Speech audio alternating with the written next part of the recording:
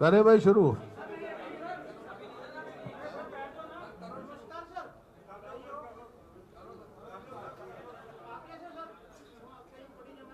ऐसा है, मेरा ध्यान आया, और इससे अच्छा वहाँ कांग्रेस ऑफिस में करना चाहिए था। कांग्रेस ऑफिस में आराम से हो जाती है ना। परिवार तो हमारा बड़ा हो गया, लेकिन लिखने वाले ज्यादा हो गए अब।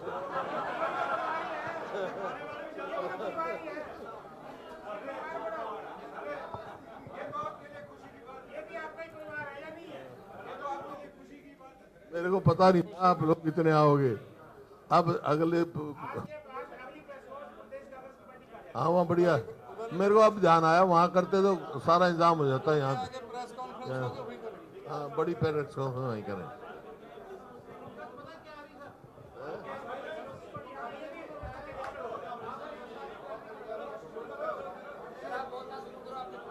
अच्छा भाई, keep quiet.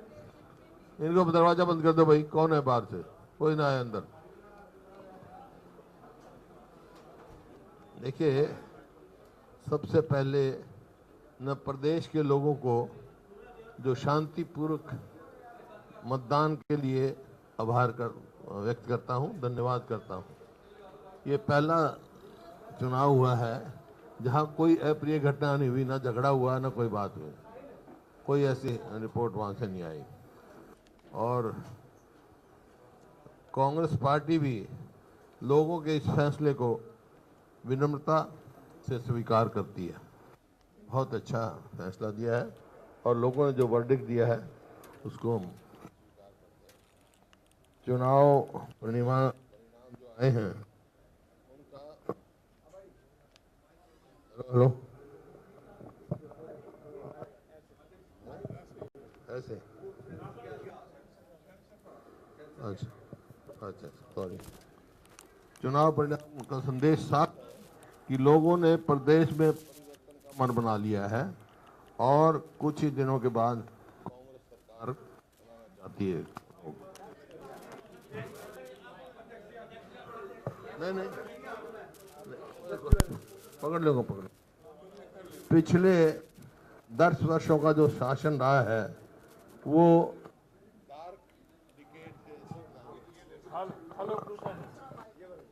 Hello,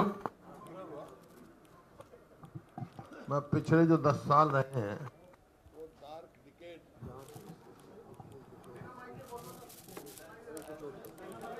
dark decade के उससे ये इतिहास में लिखा जाएगा। क्योंकि प्रदेश कहाँ था 2014 में और कहाँ इन्होंने पहुंचा दिया। और जो इनकी 10 वर्षों की जो नीतियां, जन विरोधी नीतियां और निर्णय, नफरत और नेगेटिविटी में जुझता रहा प्रदेश, ये ऐसा समय होगा जिसको लोग आसानी से भुला नहीं पाएंगे। क्योंकि आपने देखा, किसानों को लाठी, गोली, कीले, गर्मी सर्दी और अपमानित किया गया, टेररिस्ट तक बताया गया किसानों को इनमें। इसी प्रकार से जो चुने हुए प्रतिनिधि, जिनको छोटी सरकार कहा जाता है, सरपंचों को लाठियां।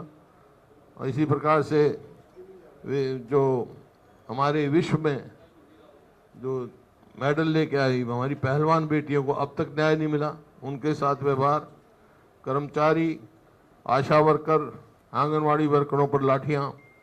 बस 3 ही काम इस सरकार ने किए हैं: पुलिस, प्रोपगंडा और पोर्टल। 3P की सरकार चली है। तो ये आपके सामने है। अभी मैं पढ़ रहा था, एक मिनट,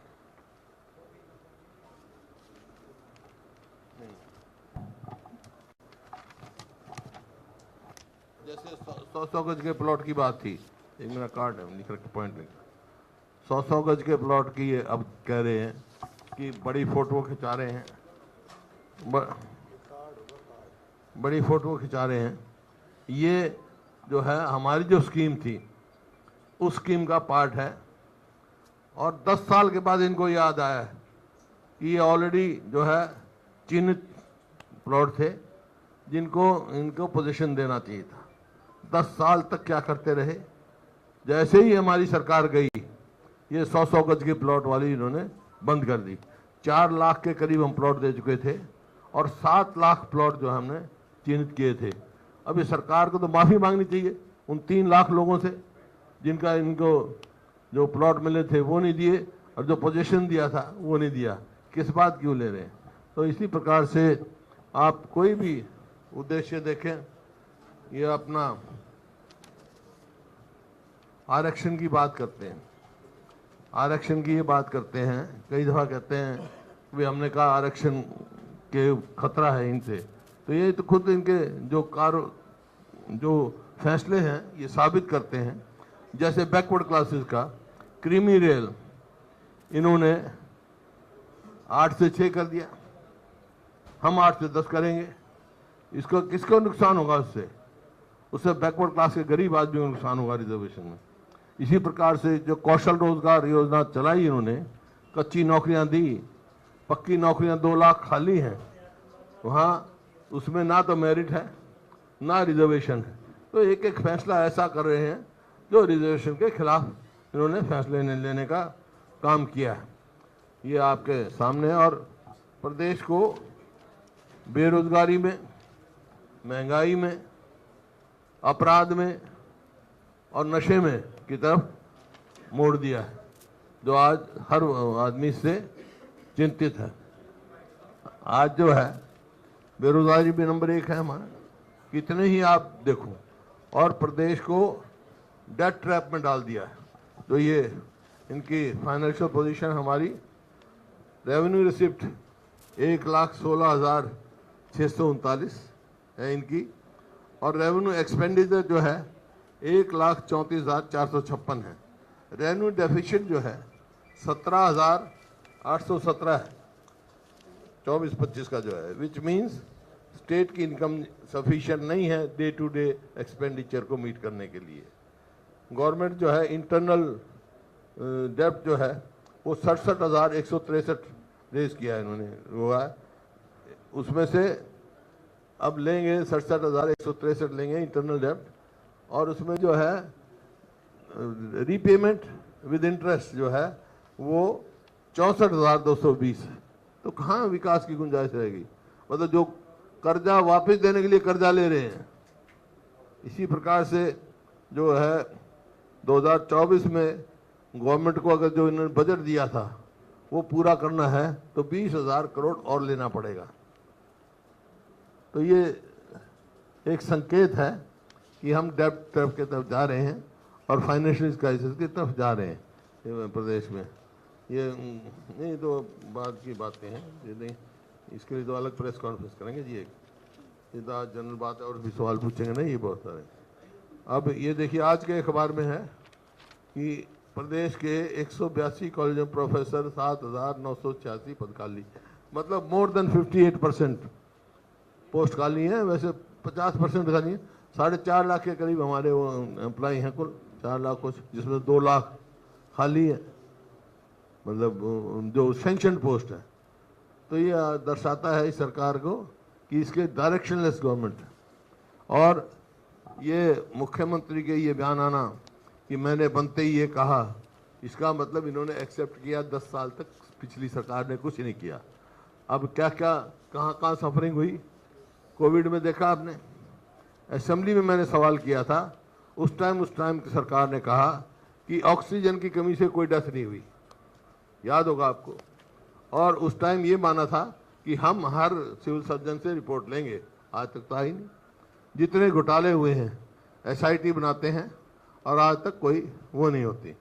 खैर एनी हाउ, जो रिज़ल्ट जो है बहुत अच्छा आया है। जितना रिज़ल्ट आया है हमारा इंक्रीज जो हुआ है अलायंस का, वो तकरीबन 20% के करीब है। वो दिखा दें, मैंने कार्ड पढ़ा। अलायंस का 18% इंक्रीज हुआ है। नहीं, एक मिनट बना रखा मैंने।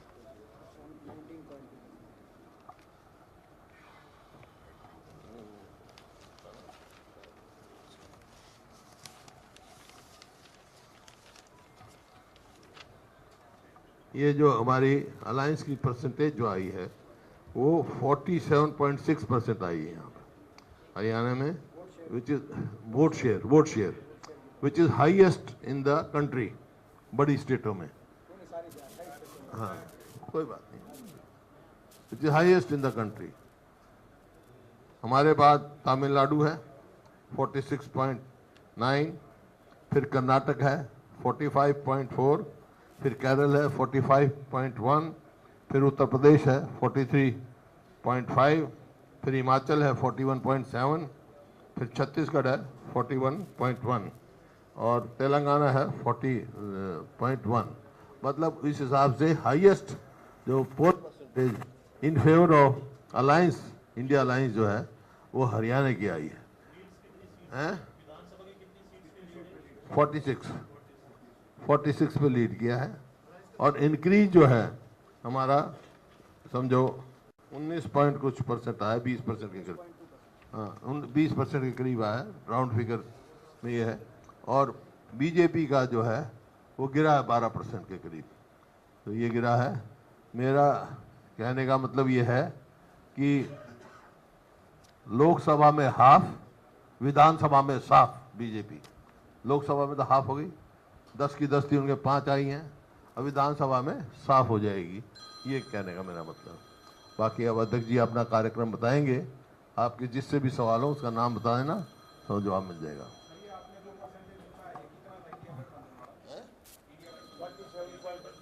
47.6%. वैसे 47 एग्जैक्टली 47.62 है.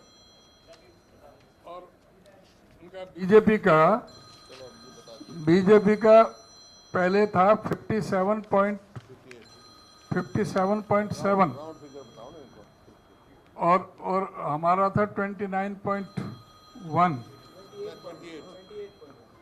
28. तो इस तरह से हमारा 19.5% वोट शेयर बढ़ा है और उनका 12% घटा है. हर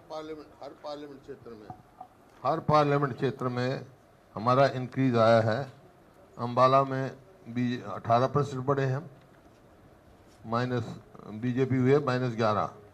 और भिवानी में 21% बढ़े हैं. फरीदाबाद में 20.3% बढ़े हैं. गुड़गांव में 11.6, हिसार में 33% बढ़े हैं. करनाल में 18, कुरुक्षेत्र में 17.9, रोहतक में 16.4, सिरसा में 24.7, सोनीपत में 11.4. ये हमारा इंक्रीज हुआ है.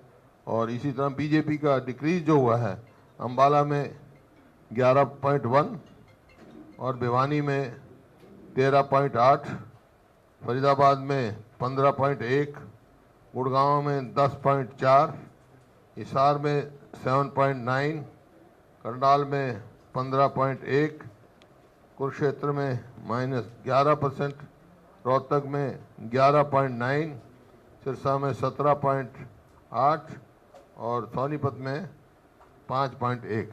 ये डिक्रीज हुआ है. और सीटों के मामले में तो वो 79 पर उन्होंने लीड किया था, अब 44 पर हैं. हमने 10 पर लीड किया था, अब हम 46 पर हैं. 1 पर जेजेपी थी. 79 पर लीड किया था, 40 सीट पर रह गए थे. अब पूरी तरह से साफ. पहले 19 में तो जो ये है, ये बीजेपी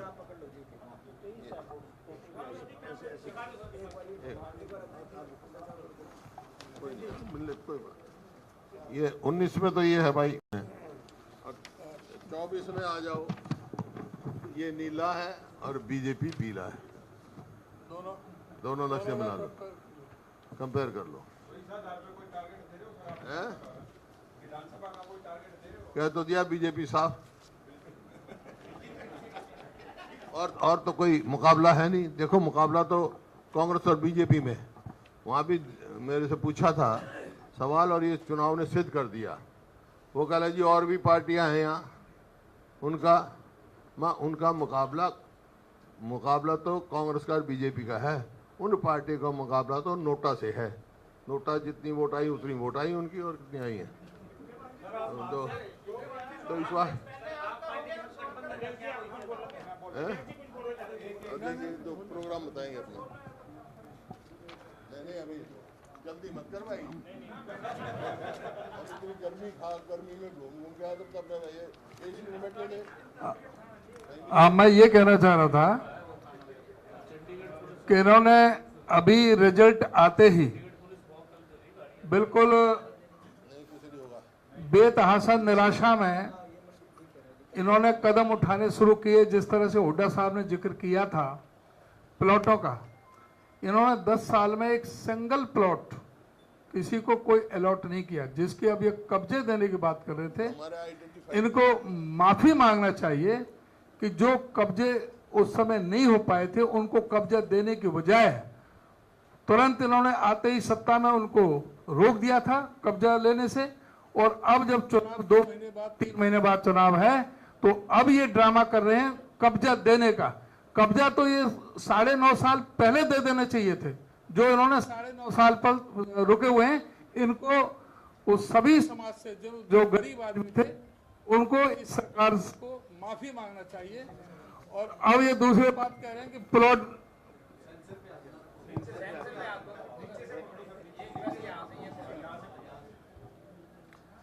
अब जो इन्होंने पूरी तरह से ये विफल साबित हुए हैं। अब नए प्लॉट देने की बात कर रहे हैं, कोई योजना नहीं है, बगैर किसी योजना के ये सिर्फ लोगों के साथ धोखा है। और इन्होंने आज ये कहते हैं परिवार पहचान पत्र को और जो प्रॉपर्टी आईडी को और जो ये बात कर रहे हैं पोर्टल को, इन्होंने सैकड़ों करोड़ जनता का स्वाहा कर दिया उन एजेंसियों को देने में। और उसी दिन से सारे मीडिया में, अखबारों में, सब जगह आ रहा है कि 90 से 95% वो आंकड़े सब जगह गलत पाए गए हैं। उनको सजा देने के बजाय, उनके लाइसेंस रद्द करने के बजाय उनको कुछ किया नहीं इन्होंने। और अभी ड्रामा कर रहे हैं कि हम उनको तुरंत सही करें, तुरंत सही करें। भाई 9.5 साल से क्या कर रहे थे इन्होंने? ये पूरी तरह से साबित कर दिया कि 9.5 साल पहले जो सरकार चली वो पूरी तरह से विफल सरकार थी, जो पूरी तरह से फेल साबित हुई। चाहे वो आर्थिक पहलू पर ले लें, चाहे वो लॉ एंड ऑर्डर पर ले लें, चाहे अनएम्प्लॉयमेंट पर ले लें, चाहे सारे जो मुद्दों पर वो सरकार विफल साबित हुई है। और अभी हम जो है पूरी तरह से सरकार को बेनकाब, जिस तरह से हमने पार्लियामेंट के इलेक्शन में किया, अब हमारे जो मुद्दे हैं सारे प्रदेश के, हमारे इलेक्शन मैनिफेस्टो कमेटी हमारी मीटिंगें चल रही हैं। हमने जो 10 संकल्प लिए हैं उनके अतिरिक्त जो और जो प्रोग्राम होगा वो इलेक्शन मैनिफेस्टो में तय होकर के वो आपके सामने रखेंगे। अभी हमने सभी जो जिलों में हमने कार्यक्रम रखा है सभी कार्यकर्ता सम्मेलन करने का, और कार्यकर्ता सम्मेलन के बाद में फिर हम विधानसभा स्तर पर जाएंगे। तो जो भी हमने कार्यक्रम तय किए हैं, हमने 16 तारीख को संडे को सबसे पहला प्रोग्राम 11 बजे हमारा करनाल में है और 3 बजे हमारा कुरुक्षेत्र में है। 21 जून को सोनीपत में 11 बजे और पानीपत में 3 बजे। 22 जून को जींद में 11 बजे, कैथल में 3 बजे। 23 जून को अंबाला में 11 बजे, यमुनानगर में 2 बजे और पंचकुला में 4 बजे। 28 जून को फरीदाबाद में 11 बजे, पलवल में 3 बजे। 29 जून को दादरी में 11 बजे, भिवानी में 3 बजे। 30 जून को नारनौल में 11 बजे और रेवाड़ी में 3 बजे। 7 जुलाई को नुह में 11 बजे और गुरुग्राम में 3 बजे। 12 जुलाई को सिरसा में 11 बजे, फतेहाबाद में 3 बजे। 13 जुलाई को हिसार 11 बजे और 14 जुलाई को रोहतक 11 बजे और झज्जर 3 बजे। इस तरह से अभी हम सारे जिलों में कार्यकर्ता सम्मेलन करेंगे और उसके बाद में जो विधानसभा स्तर पर जो आगे का जो कार्यक्रम है वो आगे का हम आपको बताएंगे। हम सब जगह जो सारे सरकार को पूरी तरह से जो गलत इनके इरादे हैं उनको हम एक्सपोज करेंगे। ये सरकार पूरी तरह से विफल साबित हुई है। जो पन्ना प्रमुख की बात कर रहे थे, जितने भी प्रदेश अध्यक्ष रहे इनके तीनों 50-50 हजार से 45 हजार से, सारा जनता ने पन्ना प्रमुख के पन्ना ही फाड़ करके फेंक दिए। खुद जो मौजूदा मुख्यमंत्री, जो मौजूदा प्रदेश अध्यक्ष में भारतीय जनता पार्टी के, वो अपने बूथ से भी आ रहे हैं, अपने गांव से भी आ रहे हैं, अपनी विधानसभा से भी आ रहे हैं। तो ये पूरी तरह से जो इनको पूरी तरह से एक्सपोज इनको कर दिया है जनता ने। देखिए, जो ये जैसे उन्होंने कहा अनाउंसमेंट कर रहे हैं, अनाउंसमेंट क्यों कर रहे हैं कि अपनी सरकार बचाने के लिए और अपने विफलताएं छुपाने के लिए। लेकिन लोगों ने तो फैसला कर दिया है, इनको चलता करने का फैसला कर दिया है। क्योंकि आपने देख लिया, जिस दिन पोल हुआ उसी दिन टोल बढ़ा दिया, महंगाई बढ़ा दी। उसी दिन से रात को बिजली नहीं आती, पानी की गांव में बिजली नहीं आ रही कई कई घंटे रात को। जहाँ मैं गाँव जिन गाँव में गया तो 2000 मेगावाट के अब कह रहे हैं इतने मेगावाट की कमी है। एक यूनिट बनाई नहीं इन्होंने 10 साल में। किया क्या है, एक मेट्रो का पोल लगाया नहीं, एक यूनिट बिजली बनाई नहीं। अब कह रहे हैं 2000 मेगावाट हम हमारे को और दूर तक बाहर से लेंगे। तो क्यों नहीं लगाया? ये यमुनानगर का जो थर्मल प्लांट सैंक्शन हमारे टाइम का है, एक्सटेंशन उसकी, वो नहीं उसने कोई कार्रवाई की। तो कहीं भी एक भी ऐसी जगह नहीं है, कोई बड़ी यूनिवर्सिटी नहीं लेके आए, कोई इंस्टीट्यूशन नहीं लेके आए, जो ऑलरेडी है वही खराब करके। तो ये इसका मेट्रो का तो एक पोल नहीं लगाया इन्होंने, कहीं रेलवे लाइन बिछाई नहीं, कुछ भी कहीं भी उपलब्धि नहीं है इस सरकार की। 1 by 1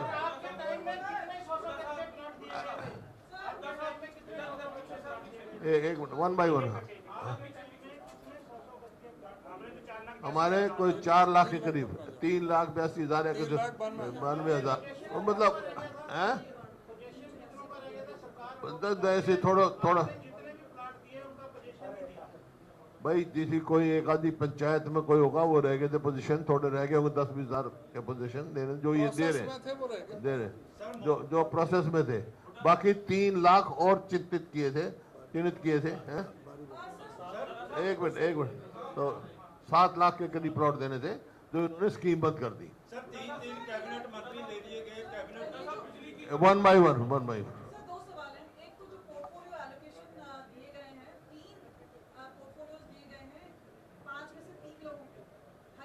ये क्या आपको लगता है कि इलेक्शन को असेंबली पोल्स को देखते हुए दिए गए हैं, और क्या आपको लगता है उसके रैमिफिकेशन होंगे? और दूसरा, आम आदमी पार्टी और आपका जो अलायंस है वो क्या असेंबली पोल्स पे भी रहेगा? देखिए, जहाँ तक आम आदमी का और हमारा अलायंस का सवाल है, वो नेशनल लेवल पे अलायंस था हमारा, स्टेट लेवल पे कोई अलायंस नहीं है। अभी कोई बात नहीं, ना कोई बात चली है उसकी, ना कोई अलायंस। और जो पोर्टफोलियोज की बात करते हैं, तो प्रेरोगेटिव ऑफ प्राइम मिनिस्टर है, पर देखते परफॉर्मेंस क्या रहेगी। We have to reach the performance. एक मिनट हाँ। बिजली की कमी का मुद्दा आपने बताया कि बिजली कमी की क्या स्थिति है। अब खट्टर साहब जो है देश के बिजली मंत्री बन गए, कैसे आप देख रहे हैं कि कमी होगी? वो मैं कह चुका, आप फिर समझते नहीं। उन्होंने कहा था, जब मैंने कहा परफॉर्मेंस देखेंगे हम, let us see the performance. जैसी 10 साल परफॉर्मेंस देखी है, ऐसी परफॉर्मेंस रहेगी तो भाई भगवान ही मालिक है।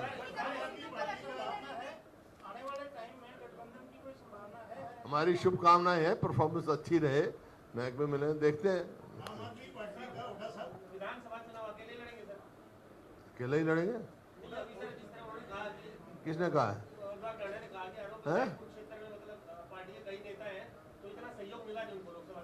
किस चीज को? नहीं, उसका जो है वो क्या नाम, जो हमारे उम्मीदवार थे आम आदमी पार्टी के, उन्होंने कहा उसका अपना व्यक्तित्व, उसने डिनाई कर रखा है। एक आदमी को झुके,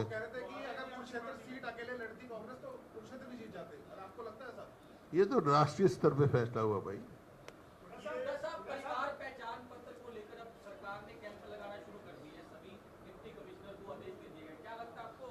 ये मैं कहा, इन बातों से कुछ नहीं होगा। अब 10 साल तक क्या किया, परिवार पहचान पत्र ने लोग इतनी परेशानी करी, जैसे कोविड में परेशानी झेल चुके हैं लोग। इन बातों से कुछ नहीं होगा। लोगों ने फैसला कर दिया कि सरकार को चलता करना है, कुछ कर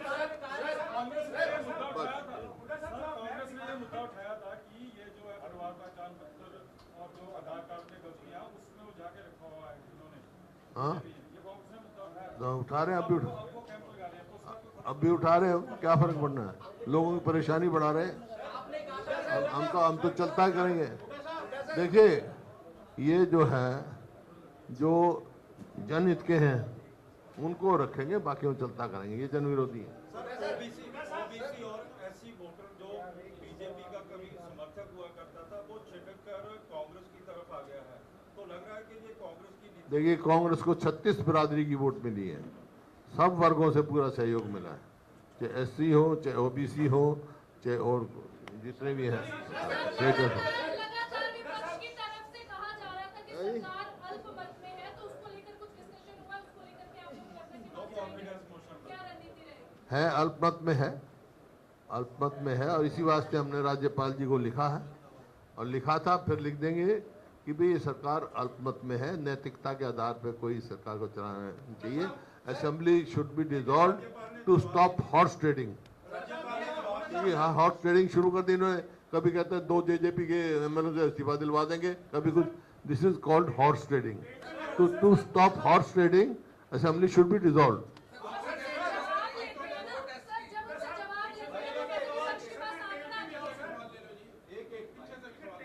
जो आम आदमी पार्टी का और आपका समझौता था, उसके माध्यम से अब जो आम आदमी पार्टी के सारे जो वर्कर हैं वो कांग्रेस पार्टी में शामिल होने की बात हो रही है। सुशील गुप्ता भी क्या आपकी पार्टी में शामिल होने के लिए आ रहे हैं? उनसे पूछो, बाकी कोई शामिल होता, आपको क्या एतराज है? आप तो नहीं थे आम आदमी पार्टी में, आपको शामिल तो नहीं होना।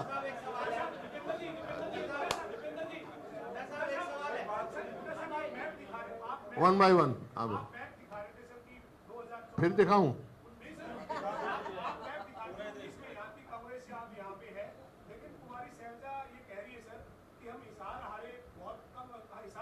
जीते हैं।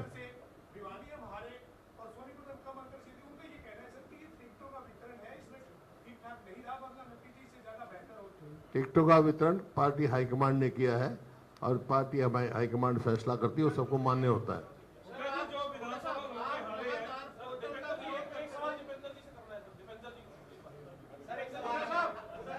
पहले मेरे खत्म कर ले, फिर इनसे कर लेना।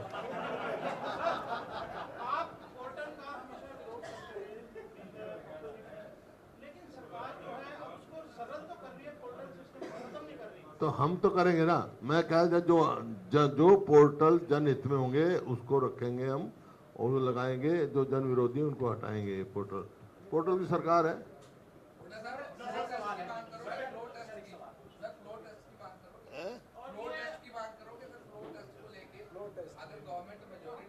भाई, हमने तो डिसोल्यूशन हाउस की कर रखी है, इमीडिएट इलेक्शन की कर रखी है। अब वो गवर्नर साहब पे है।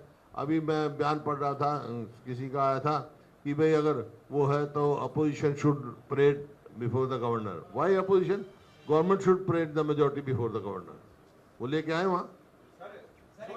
आप जीते हो, इसके बाद हरियाणा के मुख्यमंत्री और तमाम भाजपा के नेता कह रहे हैं कि कांग्रेस ने झूठ फैलाया कि संविधान को खत्म कर दिया जाएगा, संविधान को खत्म कर दिया जाएगा, इस तरीके का झूठ फैलाया गया कांग्रेस की तरफ से।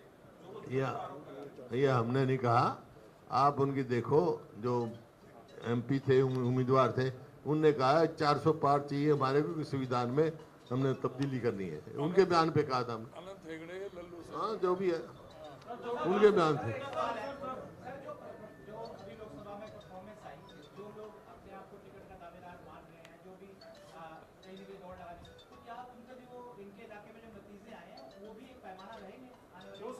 हमारा पैमाना वही रहेगा जो लोकसभा में था। जो जीतने वाला होगा उसको टिकट दी जाएगी हमारी पार्टी। आपको क्यों बताएं? अगर आप उम्मीदवार हो तो बताओ, आपको सर्वे करा देते हैं हम, करवा भी देते हैं। ऐसा है, सर्वे कराएंगे, उम्मीदवार आएंगे, सर्वे कराएंगे, जो जीतने वाला होगा पार्टी के उसमें उसको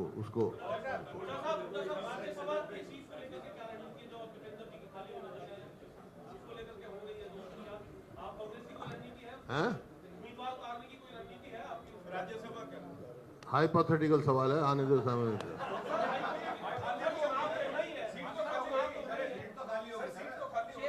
खाली तो होगी, शेड्यूल आएगा चुनाव का, डेट ऑफ नॉमिनेशन आएगी, जब बात करेंगे तो।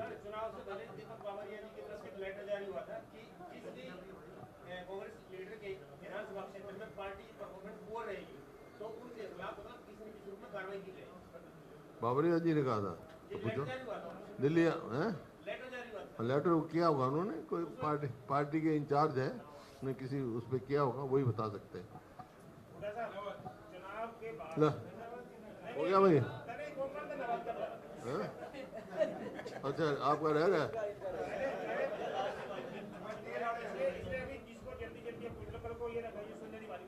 हाँ हाँ हाँ लोकसभा चुनाव के बाद आपने इसका विश्लेषण कर लिया, हैं? विश्लेषण कर लिया है पार्टी ने, हाँ आपने क्योंकि आप चेयरमैन नियुक्त किए हैं, अध्यक्ष भी आपके साथ ही बैठे हैं, जिन कांग्रेस के एमएलए की सीट में बीजेपी जीती है, कांग्रेस हारी है पूरे अक्रॉस दी स्टेट में, क्या इसमें विश्लेषण में, प्लीज कीप क्वाइट। इस विश्लेषण में क्या पाया कि वहाँ पर थोड़ी वोट कांग्रेस को कम क्यों आई, अगर कोई विश्लेषण में आप बता पाए?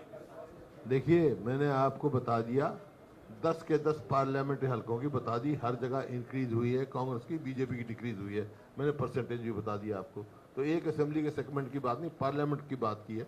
पार्लियामेंट के हर क्षेत्र में कांग्रेस पार्टी को इंक्रीज मिली है जबरदस्त, और ओवरऑल स्टेट में 20% के करीब जो है ना इसको इंक्रीज मिली है। विधानसभा में जिस सीटों पे लूज रही है कांग्रेस, अब उसको बढ़ाने के लिए क्या स्ट्रेटजी है, कोई कैंडिडेट बदले जाएंगे या जिनकी परफॉर्मेंस? कैंडिडेट तो मैं कह चुका, जो जीतने वाला होगा, जिताऊ होगा, पार्टी की निगाह में उसको मिलेगी।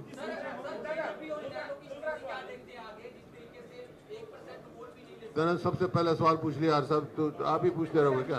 एक सवाल इतने औरों को भी तो पूछने दे। एक कैंडिडेट है रामदास जी, उन्होंने ये कहा है, हो सकता है अब तक भी बात आई हो, कि कहीं हमारे कुछ नेताओं ने प्रचार नहीं किया, सैबोटेज किया, क्या इस प्रकार की सूचना आपके पास आई है?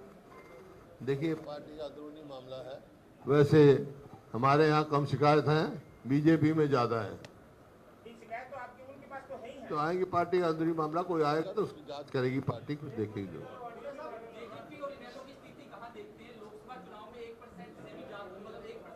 बता दिया ना, उनका मुकाबला नोटा से है, किसी पार्टी से नहीं है। नोटा है ना, जो वोट जाते नोटा, उससे है। आज एक अखबार में आज एक अखबार ने छापा है कि मनोहर लाल सरकार ने बिजली में स्टेट को सरप्लस बना दिया, आज एक अखबार ने छापा है। वास्तविकता बात बता सकते हैं, वो एक यूनिट बनाई है इन्होंने, एक यूनिट भी कहीं बढ़ाई है क्या? एक यूनिट बता दें, एक यूनिट क्षमता बढ़ाई हो।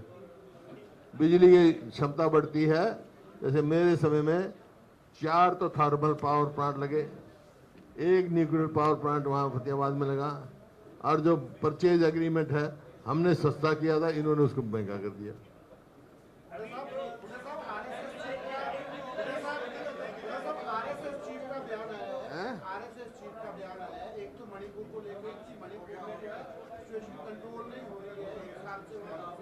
एक मिनट प्लीज। हाँ मणिपुर को लेकर एक तो इनका मोहन रावत का स्टेटमेंट है कि वहाँ सिचुएशन कंट्रोल नहीं हो रही है, वहाँ स्टेप जो लेने चाहिए उसको कंट्रोल करने के लिए, वायलेंस जो है लेने चाहिए। अपोजिशन को लेकर भी उन्होंने कहा कि अपोजिशन को दुश्मन नहीं है हम लोग। प्रजातंत्र में अपोजिशन कोई दुश्मन थोड़ा ही होती है, हम नहीं रहते। प्रजातंत्र तो प्रजातंत्र है, लोगों की जहाँ लोग बैठाते हैं वहीं लोग बैठते हैं। अपोजिशन में बैठाया, हम अपोजिशन की राजनीति कर रहे हैं, सत्ता दल में बैठाए सत्ता दल की कर लेंगे, इसमें क्या। एक जो हाई कोर्ट ने फैसला किया हरियाणा सरकार के सामाजिक आर्थिक मानदंड के 5 चेकों की पॉलिसी रद्द कर दी, जिससे सारी भर्तियां फंस गई। एक तो 60,000 की भर्तियां चली थी, वो रुक गई, 2 लाख पद खाली पड़े हैं। देखिए कर्मचारी जो है, जो आपकी सरकार ने जाते जाते रेगुलेशन पॉलिसी दी है तो रेगुलेट नहीं हो पाएंगे, पूरी की कैसे वो भी जानना चाह रहे हैं। देखिए मैं कह चुका है, सरकार की नीति सदा ये रही है, ऐसे उलझाया है सब, या तो कोर्ट में स्टे हो गए या कौन निकल गए, कच्चे कर्मचारी रखते हैं, और जहाँ मेरिट ना मेरिट है ना रिजर्वेशन, तो उसका तो मैं पहले कर चुका हूँ इस बात की चर्चा। पेपर लीक, कहीं पेपर लीक, कहीं कुछ।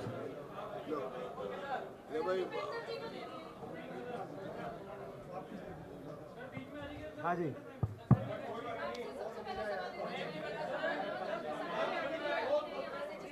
एक मिनट भाई।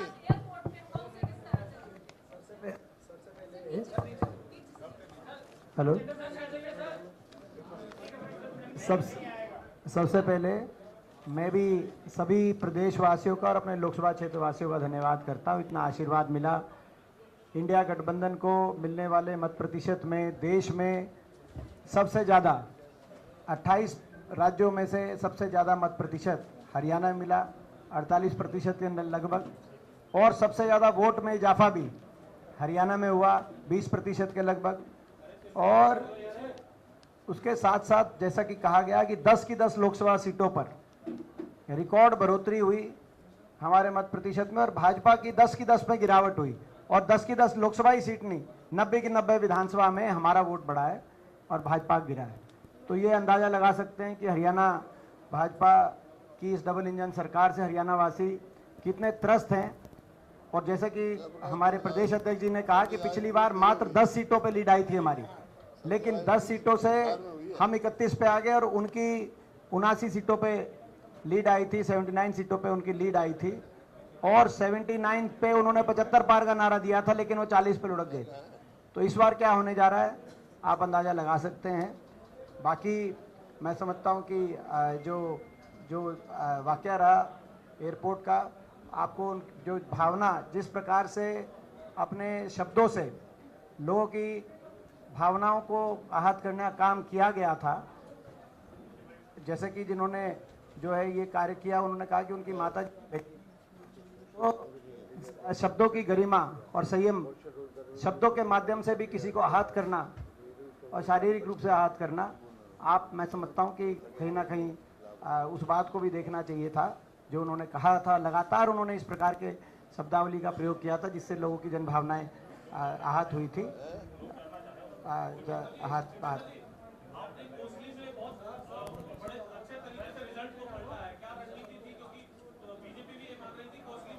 देखिए, मैं धन्यवाद करता हूँ रोहतक लोकसभा क्षेत्र के 36 बिरादरी के हमारे हर रोहतक लोकसभा क्षेत्रवासी का। जैसे कि अभी आदरणीय हुड्डा जी ने कहा और हमारे आदरणीय प्रदेश अध्यक्ष जी ने कहा, हमें हरियाणा में 36 बिरादरी की वोट मिली और मेरे लोकसभा क्षेत्र में भी 36 बिरादरी की वोट मिली है। आप देख सकते हैं, अंदाज़ा लगा सकते हैं कि जो सबसे बड़ा जो है अहिरवाल और अहिर बाहुल्य क्षेत्र है, विधानसभा क्षेत्र कोसली विधानसभा क्षेत्र, यहाँ 1.5 लाख से ज़्यादा हमारे जो है समझता हूँ कि अहिर मतदाता हैं, वहाँ भी लोगों ने मुझे आशीर्वाद दिया और मुझे वहाँ से लीड मिली। जो प्रदेश का सबसे ज़्यादा पंजाबी समाज बाहुल्य हमारा विधानसभा क्षेत्र है, रोहतक विधानसभा क्षेत्र, वहाँ से भी मुझे लीड मिली। और रोहतक लोकसभा क्षेत्र में पड़ने वाले तमाम लगभग ब्राह्मण बाहुल्य हर गांव के अंदर भी मुझे लीड मिली, और हर बूथ के ऊपर, हर वर्ग के बूथ के ऊपर मेरा प्रदर्शन और हमें लोगों ने आशीर्वाद देके लीड देने का काम किया। तो 36 बिरादरी ने रोहतक लोकसभा क्षेत्र में जो है साथ दिया, और पूरे प्रदेश में 36 बिरादरी ने कांग्रेस पार्टी का साथ दिया है। तो हम 36 बिरादरी हरियाणा वासियों का बहुत बहुत धन्यवाद करना चाहते हैं, और जिस विश्वास से ये साथ दिया उस विश्वास को सदा कायम रखेंगे, ऐसा विश्वास दिला।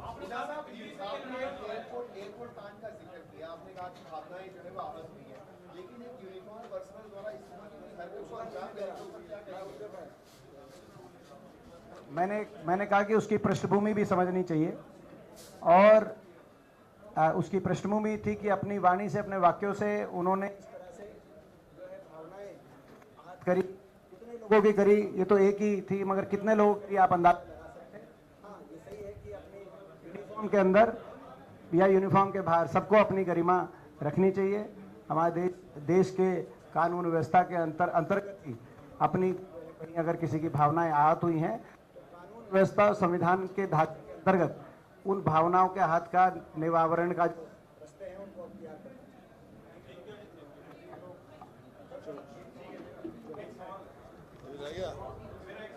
अच्छा, पूछ ले।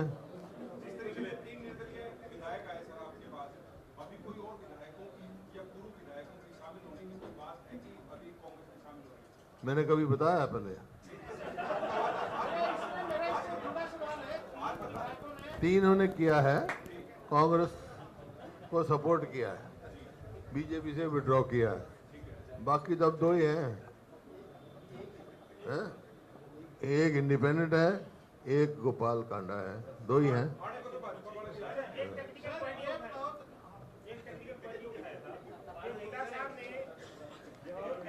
कॉमर्स के आपके राज्यपाल को चिट्ठी भेजी है। ये टेक्निकल पॉइंट एक्स-सीएम ने और सीएम ने उठाया था। ये कांग्रेस के एमएलए के हस्ताक्षर से कोई चिट्ठी राज्यपाल को नहीं गई है। मेरे हस्ताक्षर से गई है ना? आपके कहता उन्होंने कहा आपके भी सचिव ने भेजी है। हैं? नहीं नहीं नहीं नहीं जी और आपका एमएलए नहीं साइन करके देखे। नहीं करके आए थे। ये जो टेक्निकल पॉइंट उठाया था साइन किए हुए भाई, अगर वो सचिव ने तो टाइम मांगा था सिर्फ। मैं जानना ही चाह रहा हूँ जब नहीं मेरे जो लेटर गया है वो मेरे हस्ताक्षर से गया। सीआरपी लीडर ने साइन करके दे दिए तो क्या है कि एमएलए की जरूरत है हस्ताक्षर में? नहीं इलेक्टेड लीडर हूँ मैं। और वो आपके साथ नहीं माने जा रहा। जो स्पष्ट लीडर आपको हो। शक है वो दूर हो जाना चाहिए। सीएम और सीएम ने कहा कि एक एमएलए के साइन की चिट्ठी नहीं गिरा जवाब। नहीं, जब मैं लीडर हूँ एक पार्टी का तो वो इनसफिशिएंट होता है। हाँ मिले एक लोग का क्वेश्चन अकेला देता है। अब जेपी साहब से पूछना पूछो भाई। इंडिपेंडेंट सभी साथियों से है, देखो आपकी जो आज इंतजाम में कमी रह गई है, नहीं वो तो अलग से पार्टी दूंगा इस बात का मैं पेनल्टी दूंगा। आज तो आप सब चाय वाय पी के जा रहे हैं, अगली बार आऊंगा जो पार्टी दूंगा आपको, अगली बार आओगे